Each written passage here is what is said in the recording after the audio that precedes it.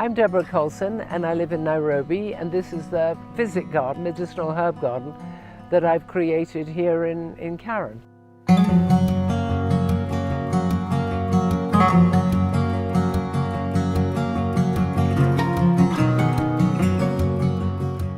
The Kenya Horticultural Society have lots of different branches, and their mamas from the Machakos branch, they all came, lots of them, about 30 people, and they kept going, this is a weed, wow, that's a weed. And I said, absolutely, they're all weeds.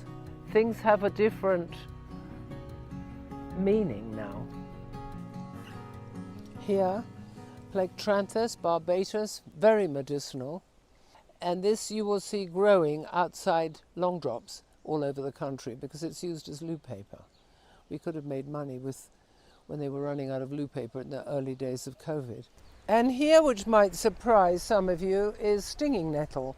It's indigenous to Kenya and is called Urtica marsaica, as in Maasai, and is much, much stronger than the English nettles and highly medicinal for the blood, for the kidneys, arthritis, rheumatism.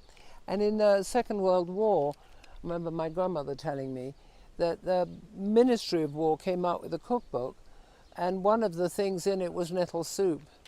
Just don't use nettle as a garnish.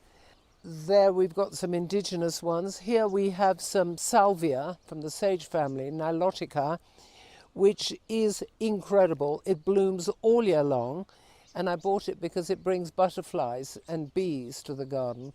Well, I looked it up to see Google the qualities, and it's antimicrobial and antibacterial and antifungal and fights free radicals. So just these things growing wild in the bush are full of medicine. I mean, I'm a trained garden designer. I went sideways. I became more interested in plants that do something rather than just pretty gardens in the suburbs. I love designing. So the way I do my designs is I pick shapes, and all shapes have meanings. This is now sacred geometry, which becomes highly mathematical. Like a square is male, a circle is female, a squared circle is balance, a triangle is fire, which is dynamic. I have become much more enamored with circles and spirals and curves because they're softer, they're feminine, and it's more natural, as in nature doesn't have a lot of squares.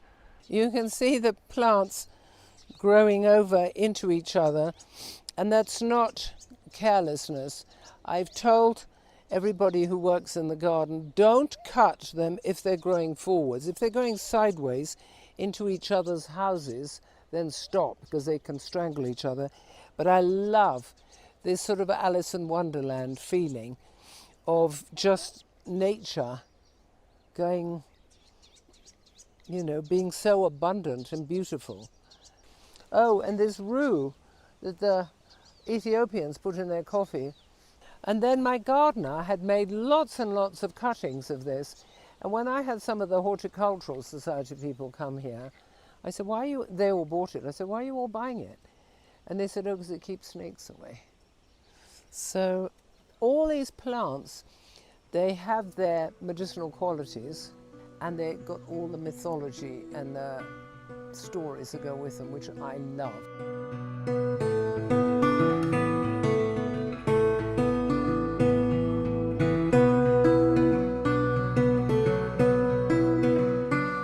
I can be upset about something, and I will come here and do a bit of pruning or planting, and I'll come out of here completely different mood, completely different person. There's amazing healing energy. You've got 250 different species of plants, and they're all balancing. They don't fight each other. I think it's got very high vibration here, and other people have said, whoa, it's wonderful.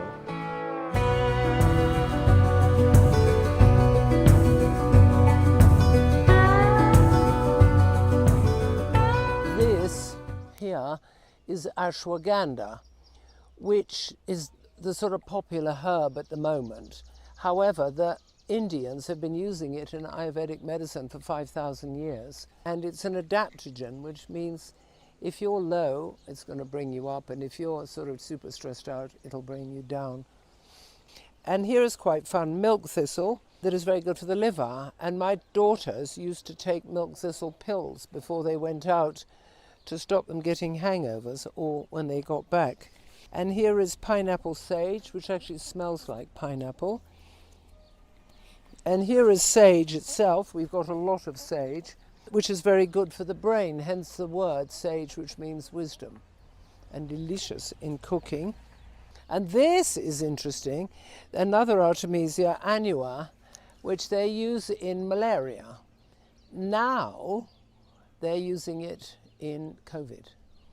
Tanzania, Madagascar, they're all using it enormously for COVID, and lots of COVID research being done on this. But it is proven to help malaria.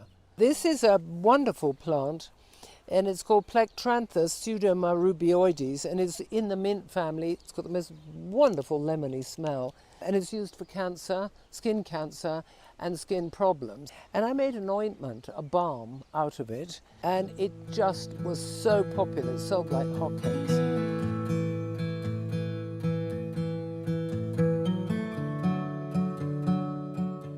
My mission statement is to show people the importance of nature through plants.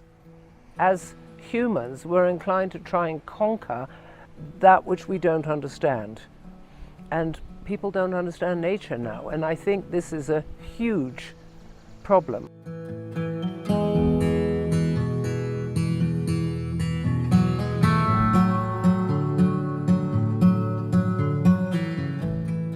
Here we have a Piper capense, as in Cape Town, and I was telling my botanist colleague, who was a Picard, I was saying that they use this in the other side of the world, in Hawaii, for ceremonies, for sacred ceremonies.